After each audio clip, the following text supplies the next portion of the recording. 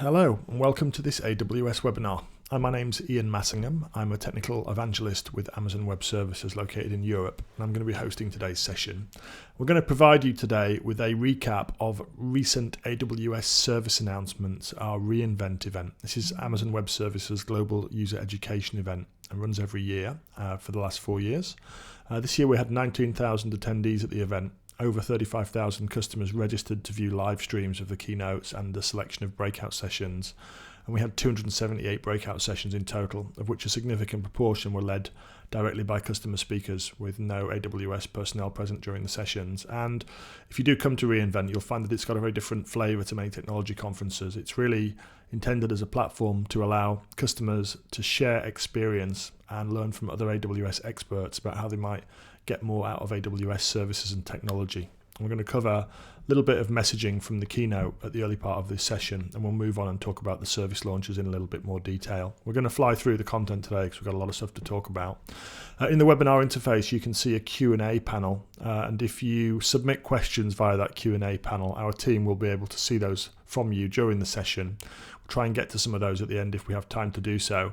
If we don't get to questions, our Analyst Relations lead, Mark Kitchell, will follow up with you individually in email, but would like you to submit your questions during the session, and we'll answer as many of those as we can, either during the session in text chat or afterwards verbally at the end of the wrap-up today.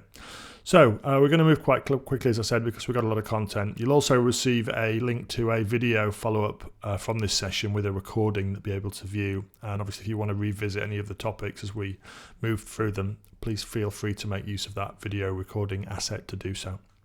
So the first theme for the day one keynote, which was presented by Andy Jassy, the SVP responsible for Amazon Web Services, was about normalization of the cloud. The fact that this is becoming the de facto way in which organizations deploy new applications and also seek to improve their existing IT, making it more cost effective, more agile, and minimizing risk and improving information security. So we're seeing customers across all sectors, and we'll give you some customer examples in a second, make use of AWS for these reasons. This has led to significant adoption of AWS today, and we have over 1 million active customers using the service in any 30-day period now. And of course, that drives substantial usage of different AWS services, whether that's EC2 instance usage. This is the service that allows you to run virtual machines in the AWS cloud, or whether it's our durable, scalable object storage service, S3, the Amazon Simple Storage service, where data transfer has grown at 120% year on year, or it's managed services like our database services offering, RDS, and other database services like Amazon Redshift. Again, we're seeing very significant growth year on year in the use of these managed services offerings that allow customers to dispense with some of the undifferentiated heavy lifting of running IT and focus more on the stuff that's unique to their organization. So seeing significant growth across a wide range of different service offerings that we provide. And this is across all sectors and all types of customers. Obviously, we're very well known at AWS for usage among startups. We're very lucky to have startups today choosing AWS as a de facto platform upon which they're going to build the applications that they're trying to create new businesses and new business models around. We're very lucky to continue to have customers like this making use of the platform, but we've crossed the chasm now really, and there's significant and extensive usage in more established organizations, companies that have been around a while, have very valuable global brands, and obviously don't want to risk those, but at the same time want to deliver some of the benefits that cloud computing promises in terms of cost efficiency, speed of execution, improving their security posture, and of course managing compliance obligations that they might have. So we see customers across the world, across all vertical markets, making use of AWS for these objectives amongst larger enterprises today. Customers are helped in their adoption of AWS in a couple of different ways. The first is by a large ecosystem of systems integrators with very good AWS expertise that can help organizations that may not want to or may not be able to acquire the skills to operate AWS, to do that in a way where they can make use of third-party resources to help them achieve the objectives they want to drive. And we've got partners globally at a variety of different scales, operating in a variety of different segments. So we're very lucky to have this strong partner ecosystem which customers can take advantage of to help them drive some of the benefits that the cloud promises. In addition to that, ISVs are increasingly targeting Amazon Web Services as a platform to do two things: to transform the way in which they develop and deliver their own products, so making use of things like continuous integration and continuous delivery in the cloud for their own software products, but also to use Amazon Web Services as a mechanism to reach customers with new products and services. And this is enabled by something called the AWS Marketplace, which provides an e-commerce style experience for customers that want to acquire software, either in the form of installable software or in the form of software-based services they might wish to use within their overall IT landscape or their overall IT architecture. Today we have over 2,300 ISV products listed in the AWS Marketplace from 800 different ISVs, 800 different software vendors. And we're averaging in excess of 143 million EC2 instance run hours from the marketplace each month now. So a very significant usage of marketplace amongst customers today, and it provides an excellent opportunity for ISVs to access AWS customers and deliver software in a way which is aligned to the economic model which has been made popular by cloud computing. So hourly licensing is one feature of the AWS Marketplace that many customers find attractive. Okay, so that's a little bit of setup about some of the high-level themes that we talked about at the beginning of the Day One keynote. And I want to move on and talk about some of the new services that we announced over both Day One and Day Two of reInvent 2015. And the first was a business intelligence service called Amazon QUICKSIGHT. This is a very fast cloud-powered BI service that makes it easy for all employees in an organization to build visualizations, perform ad hoc analysis, and quickly get business insights from their data. And at 1/10 the cost of traditional BI solutions, it enables organizations to deliver rich BI functionality to everyone in their organizations without having to filter or restrict that because of cost challenges that might arise. We try to make the experience for customers as simple and as fast as possible. So we're trying to deliver first analysis insights in less than 60 seconds. And we do that by using a new in-memory query engine called Spice, which we'll talk a little bit more about in a second, providing dynamic, beautiful data visualizations via a web-based interface. There are sharing capabilities, so you can share both live and snapshot analysis sets with individuals in your organization, or even more publicly if you wish to do that. It integrates very simply with different data sources on AWS. And as I said a second ago, it costs about 1/10 as much as traditional BI tools from some of the old guard IT vendors that customers might be familiar with buying these kind of software products from, and obviously having to install them on their own infrastructure, potentially on their own premises in that model. So we're trying to simplify the experience for customers and also focus on ease of use and speed. And we have this integration with existing Amazon Web Services data sources. The service is capable of discovering those data sources automatically, allowing you to inspect data types and relationships, and selecting a best visualization option for data automatically, as well as providing recommended analyses options that you might want to take advantage of. So again, heavy emphasis on trying to simplify the process for customers. And as I said a second ago, this is based on this Spice in-memory query engine, which is a super fast parallel in-memory calculation engine. And this can perform advanced calculations and render visualizations extremely rapidly. And this is what we use to integrate automatically with other AWS data services and enable organizations to scale to hundreds of thousands of users and deliver fast and responsive query performance to them via this engine. And there's some fundamental characteristics of the engine that are very important. Firstly, there's compression on columnar data. Secondly, queries are compiled to enhance execution performance for queries. And then we provide a functionality set for rich multipass calculations, so you can work on data in memory and perform calculations on data sets that are stored in memory. And the value of this engine's been recognized by quite a few existing visualization software partners. We're working today with Domo, ClickView, Tableau, and TIBCO Jaspersoft to integrate Spice with their visualization tools, as well as of course supporting our own Amazon QUICKSIGHT UI. And the service is currently in preview. When we put something into preview, it means that customers can apply for preview access via submitting a few details to us on the Amazon Web Services website. And then we'll give controlled access to customers, rolling the service out to a broader range of customers in order to make sure that we're happy with the service experience that we can provide to customers that are participating in the preview. And obviously, of course, trying to make sure that we've got a broad range of different use cases represented across those customers that are taking advantage of the preview, so that we can get good feedback and use that to iterate the service. And many of these partners are going to be working with us through that preview period.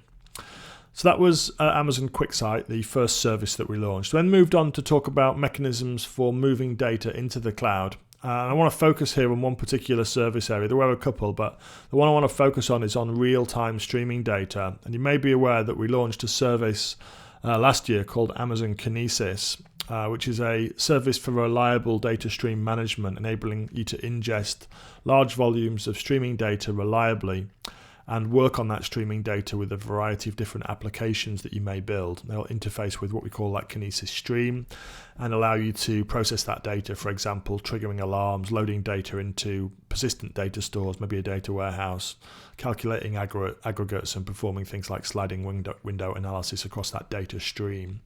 And we've rebranded Amazon KINESIS now. So the service that we used to have that was called Amazon KINESIS is now called Amazon KINESIS Streams, and that will persist as a mechanism for customers that want to build custom applications to collect and analyze streaming data.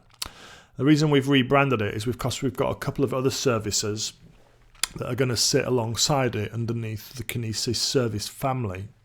Now, the first is one called Amazon KINESIS FIREHOSE. This is intended to make it easier for customers to load streaming data into AWS persistent storage services. This is available today, and it provides a fire hose of streaming data which is delivered continuously to AWS. What we saw actually was that many customers that were making use of KINESIS Streams, as it's now called, would have a final action in their stream which deposited their streaming data into a long-term persistent store. It might be Amazon S3 in the form of S3 objects, or it might be a data warehouse like Amazon Redshift. And because this was such a common use case for customers that were making use of KINESIS Streams, we wanted to work to simplify that and make it easier for customers to deposit data from KINESIS Streams into long-term persistent storage inside AWS. So we've worked on that to provide Amazon KINESIS FIREHOSE with automatic scaling, automatic concatenation of events, which represent records in the stream, automatic compression, and the capability to encrypt data in a FIREHOSE with keys from KMS while it's being stored inside one of our persistent storage services. So it's intended to simplify the process of working with streaming data and make it more accessible to developers and remove the heavy lifting that was associated with storing streaming data in persistent stores. We're going to come back to some more features on KINESIS later on, but that was the service that was announced in the day one keynote, focused around data ingest. Also talked about options to provide customers with more open database options and to remove dependencies on proprietary database engines or on database engines that might have punitive licensing terms. And to that end, we made a very simple announcement, which is that the MariaDB MySQL compatible open source engine has been added to the list of supported database engines on the Amazon RDS service. This is our relational database service. That means now that we have 4 open engines available: MySQL, PostgreSQL, our own Amazon Aurora, plus the newly announced MariaDB, in addition to the proprietary engines from Oracle and the Microsoft SQL engine. So an extra choice for developers that want to run MySQL compatible databases in the AWS cloud, in that they can now make use of MariaDB to do that. To announce a couple of other services that were intended to make it easier for customers to migrate databases to the AWS cloud. The first of these is a service called the AWS Database Migration Service, intended to allow customers to easily migrate production databases to AWS with minimal downtime. And the features of this service include the ability to continuously replicate data, to migrate databases of any size, and to access real-time monitoring for database migration tasks that are running. It's obviously intended to make it easier for customers to migrate away from on-premises databases or databases running on private infrastructure, which are traditionally have quite a high overhead for maintenance and operations. You've got to back them up, you've got to maintain them, you've got to patch them. And they're also quite difficult to scale. And in moving to RDS, you can solve some of those issues. The RDS framework that we provide automates the process of backup, automates the process of recovery from snapshots, automates the process of applying software maintenance patches to database engines, and also provides very easy scaling with the stop-start operation on the database instance. So it's very simple to migrate using this tool. This is same engine to same engine, as you can see.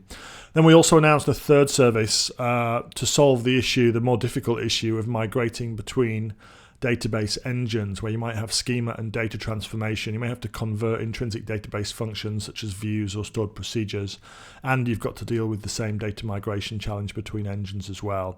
And for this particular use case, we announced something called the AWS Schema Conversion Tool, intended to make it easier for customers to migrate between database engines reliably and easily.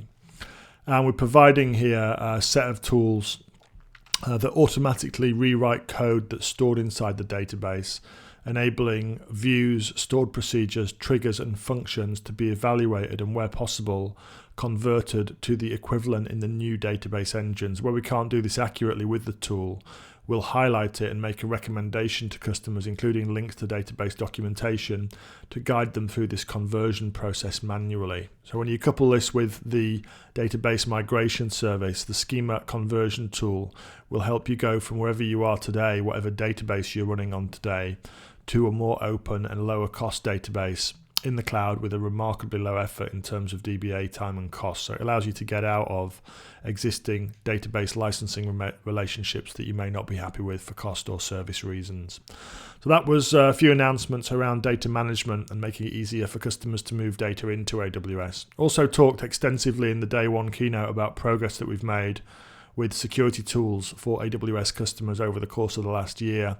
Just before reInvent, we announced a web application firewall service called the AWS Web Application Firewall that's intended to allow customers to create web application firewall rules which are distributed globally and can be used to block malicious traffic from accessing web applications that might be hosted or operated on AWS services. This is actually the end of a pretty long list of security service enhancements and new services that have been announced and made generally available over the course of the last year. Things like the key management service, CloudTrail, AWS Config have been enhanced very significantly over the course of the last year. And we added a couple more enhancements actually to these services during the day one keynote. The first is something called AWS Config Rules. These are compliance rules for resource configurations which can trigger automatic actions when rules aren't met. Best illustrated really with a few examples. So, for example, you could set a rule saying all EBS storage volume should be encrypted. And if an operator or an administrator created an unencrypted volume, you could automatically take action to encrypt it. You could, for example, specify that all instances must be launched inside a VPC, and you could have an action to automatically terminate instances. Or, and this actually garnered a cheer from the crowd in the keynote, you could specify, for example, all instances must carry a set of tags. For example, tagging them with environment type. This is to avoid orphaned resources that aren't correctly described inside AWS accounts. And you could take a page action on that, or maybe do something a little bit more aggressive if you wanted to do that. So it's rules for configurations and then actions that you take. We provide reports, provide a set of pre-built rules that customers can take advantage with. We also allow customers to customize their own rules using AWS LAMBDA, our serverless execution service that you're going to hear more about from the day two keynote in a few minutes. And this service allows you to identify and remediate security and compliance issues early and automatically. Also announced another service called Amazon Inspector. This is a service that's available in preview, so customers can sign up for that preview right now. Offering an automated security assessment service that will find security or compliance issues when you're deploying applications to AWS. And again, this allows you to detect and remediate security issues early and often, assessing network, VMs, operating system and application configurations, the built-in content library that checks common security standards and vulnerabilities, provides detailed reporting via a dashboard, and it provides a full and comprehensive audit trail, enabling you to see and also demonstrate what tests were performed when and what their results were. So a couple of further enhancements to the security infrastructure services available to customers that need to run secure or compliant workloads in the AWS cloud. And that concluded announcements in the day one keynote. We then moved on to another keynote on day two, which was hosted by Werner Vogels, the CTO of Amazon.com, and a very colourful character. Came to stage, and he first of all recapped service launches during the year to date. So we've released over 500 new features and services so far during 2015, which is a significant uplift on where we were at this time last year in 2014. Lots and lots of different service features that have been introduced. And of course, the way the Amazon Web Services service development process works is that we only release things that are requested and prioritized by customers. So we have released 500 services directly in response to needs and requests of existing and prospective AWS customers. And we immediately kicked off the second day keynote with a discussion of further new services that we were launching. The first was another service under the KINESIS family. So remember I talked in part one of the session about KINESIS FIREHOSE. We announced a service called Amazon KINESIS Analytics. It's a pre-announcement for a service that's going to be made available during 2016. This provides powerful SQL-based time series analytics for streaming data, enabling you to operate across data streams using standard SQL. And the process here is that you would create a mapping connecting to your streaming data source. You'd add SQL queries to that. We have over 100 built-in SQL statements, so you can write your own. It's for things like weighted moving averages, running totals, alerts, threshold notifications, and filters. Once you've done that, you can configure a destination and route data that matches the query that you've specified to a specific destination. It might be an output format, it might be a KINESIS stream, it might be KINESIS FIREHOSE for persistence in an Amazon Web Services persistent storage service. An example of this in use might be real-time finance data, where you want to calculate a weighted moving average across data that's flowing through a stream, using KINESIS Analytics for that, feeding that data into KINESIS FIREHOSE, storing that data in Amazon Redshift, enabling you to query it with query tools like Amazon QUICKSIGHT, and also keeping a secondary copy of that data in long-term, low-cost persistent storage using either Amazon S3 or Amazon Glacier. And these are the kind of applications that we envisage developers will build using KINESIS Analytics when it's available next year. Also announced several enhancements to the EC2 instance families. The first is the X1. This is the largest EC2 instance that's ever been announced in terms of memory availability. So it provides over 2 terabytes of RAM per instance, per X1 instance, and it'll be available in the first half of 2016. It's intended for large-scale in-memory analytics applications, things like SAP HANA and other large-scale in-memory analytics applications where you want to load large data sets into memory and enable you to query those in a very rapid and effective manner. At the other end of the spectrum, we announced something called the T2 Nano. This is another one of our burstable performance instance family, the T2 family. It's half the size of the current T1 Micro. So it provides one vPCU with baseline performance equivalent to 5% of a full processor, which is half of the baseline performance of a T2 Micro. And it provides 512 megabytes of memory. So it's intended for very small scale API endpoints, maybe very small scale web applications, and of course for development and testing of new applications which don't have significant load on them, where cost optimization is a key priority. So the T2 Nano will be available before the end of 2015 in this very small form factor for developers to make use of at very low cost.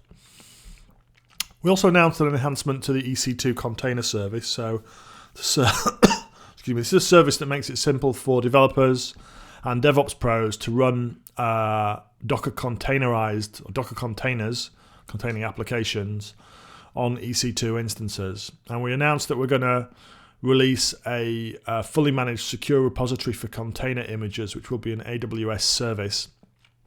It'll be available later this year. You can sign up for that already if you're a user of Docker and the ECS, the EC2 container service. We'll provide a container repository which will be secured using, for example, IAM roles to make it a very easy to manage service for users of the ECS service to take advantage of. Also announced some further enhancements to ECS, to the EC2 container service, including an AZ, that's an availability zone aware service scheduler. So this is for automatically placing containers across a cluster of ECS container instances in a way which maintains availability zone balance. So you have approximately the same number of containers in each availability zone that's available to you. This can help you deal with failure conditions and also help with repopulation in the event that an availability zone does fail for any reason. Containers from that availability zone will be rebalanced across remaining availability zones via this AZ-aware service scheduler. So that's a very helpful feature for customers that want to run Docker in production at scale. Also announced integration with Docker Compose, which is Docker's own specification for specifying groups of linked containers, including things like containers that need to be linked to one another, also performing resource budgeting tasks inside containerized applications. So this is native support for a file format that's used quite extensively by Docker command line users. And on the subject of command lines, we also announced our own Elastic Compute Cloud Container Service CLI, the ECS CLI, which will be very familiar to users of existing Docker tools. ECS CLI up will create you a container cluster, and ECS CLI Compose up will take a Docker Compose file in your current working directory, and it will deploy that onto the cluster that you just created. So it's very, very simple for Docker users to integrate this with their native tool chain. They'll be very familiar with the syntax and semantics for the ECS CLI, which we announced. We also announced some further enhancements to AWS LAMBDA. This is our serverless computing product that allows you to execute code on AWS resources without having to create those resources yourself. We've made significant enhancements to LAMBDA already since we announced it last year, including global expansion into the Asia-Pacific Tokyo region, adding support for CloudFormation, integration with several other AWS services, including the Alexa Skills Kit, which is the voice application development kit that's used by the Amazon Echo product. API integration via the API gateway, support for Java Cloud Functions, and mobile SDK and Cognito integration. And we continued on this track during Werner's keynote, announcing support for access to resources within VPCs from Lambda functions. So you can integrate Lambda functions with RDS instances that might be running inside a VPC now. Support for longer running functions, increasing the maximum function duration from 60 seconds to 300 seconds or 5 minutes. Support for scheduled functions with 5-minute granularity on scheduling, so you can run a function every hour, every 15 minutes, or on some other schedule that you define. And support for custom retry logic. We also announced something else which got a big cheer from developers in the audience at the Day 2 keynote, which was full support for Python Lambda functions. So systems automation programmers and other people that love to work with Python are now able to write functions for Lambda natively in Python and have those triggered using the same event framework that's previously been used for JavaScript and Java developers that wanted to take advantage of this execution framework. So that was a very, very well received announcement. We also made an announcement about enhanced tooling to simplify development of next generation mobile apps, announcing something called the AWS Mobile Hub, which is a very simple developer experience for mobile developers that want to take advantage of AWS services within their mobile apps.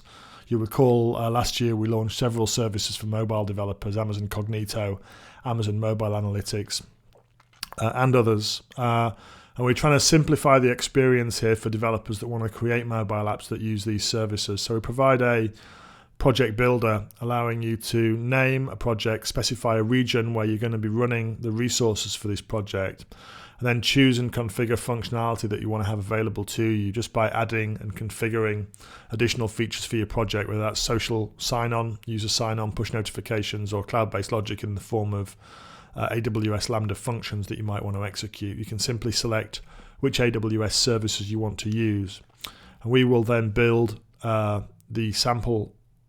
project files for you, and you can then download those project files, and they'll already have within them the necessary methods for you to take advantage of these AWS backend services for your iOS or Android application. So it's intended to simplify the process of developing mobile apps using AWS. It also includes integration with our recently announced AWS Device Farm service, which is a service that allows mobile app developers to test applications on real physical devices in the AWS cloud, a long list of iOS and Android devices which are supported.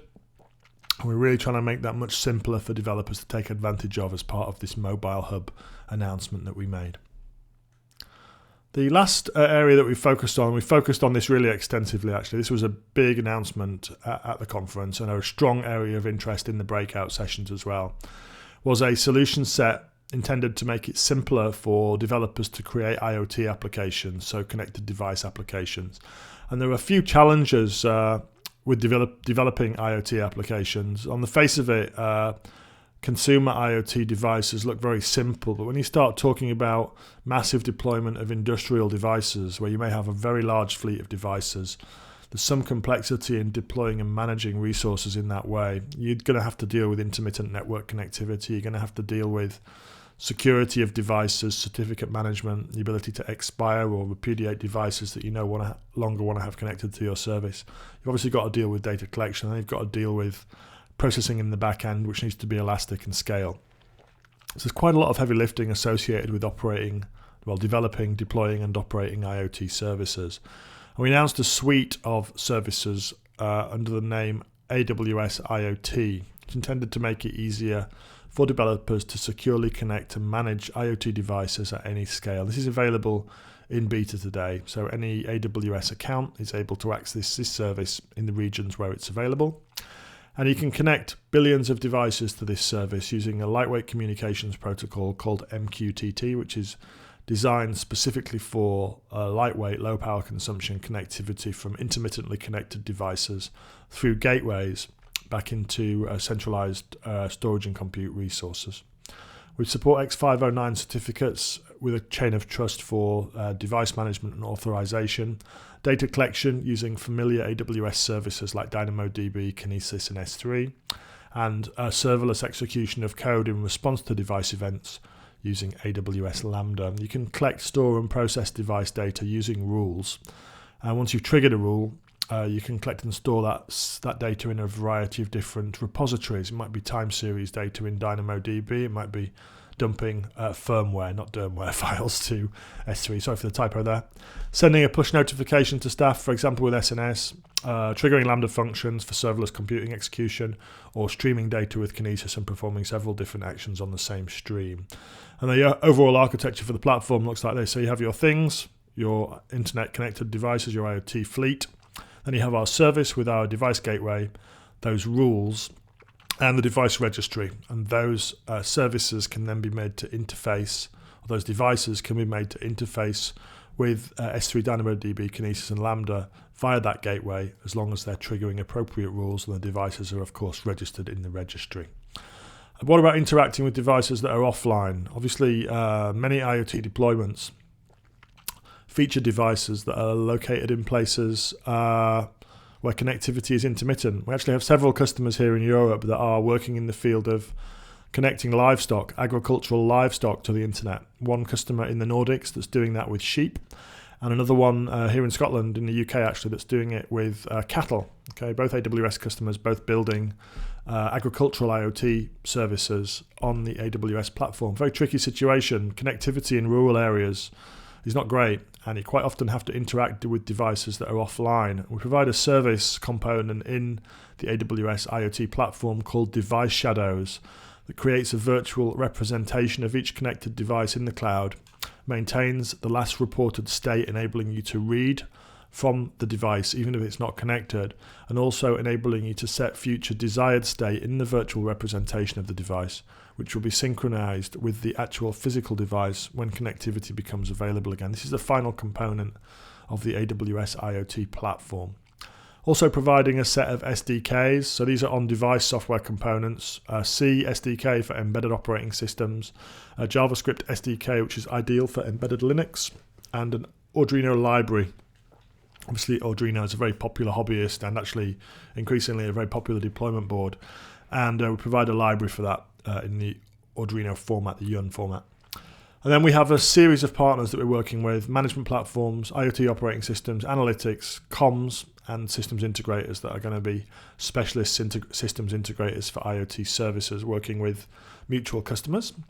And additionally to that, we have hardware partners, so a broad variety of different hardware partners from Intel, Marvell, Qualcomm, Arrow, Avnet, Broadcom and others, enabling the supply of devices that are already equipped to connect to the AWS IoT service. Okay, so that's a conclusion really on new services that were announced. The IoT announcement was a significant highlight over the course of the event. As I said, the breakout sessions associated with the IoT announcement and other track content related to IoT were very well attended.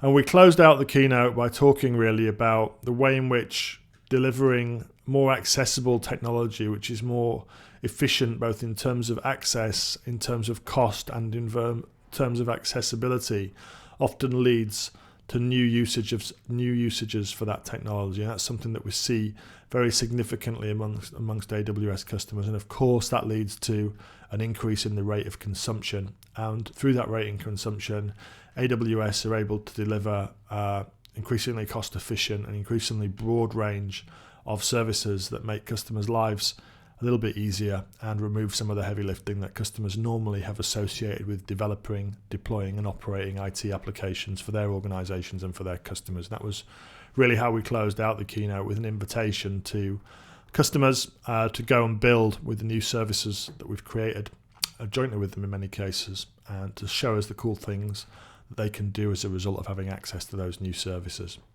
So if you want to learn more about anything that we've covered during today's session, we have a dedicated section of the AWS new section on the website. So if you visit awsamazon.com/new, you'll find a constantly updated list of new AWS services. But if you go there and put /reinvent on the end of it, you'll find this page, which is a more detailed description of every new service that was announced during AWS reInvent this year, with clickable links to videos, blog posts, documentation and product detail pages where you can find out more about everything that we've talked about during today's session, and a couple of services that we didn't actually cover today because we were pressed for time. So please check out awsamazon.com/new/reinvent for more details. Do submit any questions that you've got using the Q&A panel in the webinar interface that we mentioned earlier. I'm going to check that in a second and see if we've got any questions to answer right now. But in the interim, if you do have follow-up questions or any topics that you'd like more detail on, please contact our EMEA Analyst Relations Lead, Mark Kitchell, at kitchell@amazon.lu. And Mark will be able to either answer your query himself or direct it to another member of the AWS team that has the right subject matter expert to answer whatever questions you might have in an appropriate level of detail. So I'd like to thank you for joining today's session. It's been good to see so many of you here. If you do have any questions, please keep submitting those via the Q&A panel. And we're going to turn to now and try and answer a few of the questions that have been submitted so far during today's session. Thanks again.